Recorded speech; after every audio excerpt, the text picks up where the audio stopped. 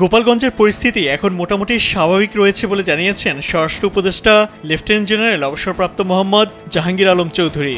বৃহস্পতিবার দুপুরে সচিবালয়ে স্বরাষ্ট্র মন্ত্রণালয়ে সাংবাদিকদের এক প্রশ্নের জবাবে তিনি এই কথা বলেন। স্বরাষ্ট্র উপদেষ্টা বলেন, গোপালগঞ্জের সহিংসতায় যারা জড়িত তাদের সবাইকে গ্রেফতার করা হবে, কাউকে কোনো ছাড় দেওয়া হবে না। গোপালগঞ্জে এ ধরনের ঘটনা ঘটার কোনো আগাম তথ্য গোয়েন্দা সংস্থার কাছে ছিল কিনা এমন প্রশ্নের জবাবে স্বরাষ্ট্র উপদেষ্টা বলেন, গোয়েন্দাদের কাছে তথ্য ছিল, কিন্তু এত পরিমাণ যে হবে সে তথ্য ছিল না। আইন শৃঙ্খলা রক্ষাকারী বাহিনী শৃঙ্খলা রাখতে পারেনি।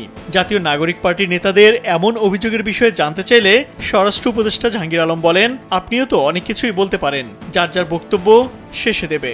উপদেষ্টা জানান, গোপালগঞ্জের সহিংসতার ঘটনায় এ পর্যন্ত 25 জনকে আটক করে আইনের আওতায় আনা হয়েছে। ওই ঘটনায় 10 জন পুলিশ আহত হয়েছেন, যাদের মধ্যে 5 জনকে ঢাকায় পুলিশ হাসপাতালে নিয়ে আসা হয়েছে। সহিংসতায় জড়িতদের ধরতে অভিযান চলছে বলে জানান স্বরাষ্ট্র উপদেষ্টা। তবে অভিযান কতদিন চলবে এ প্রশ্নের জবাব দেননি। যারা অন্যায় করছে তারা গ্রেপ্তার হবে।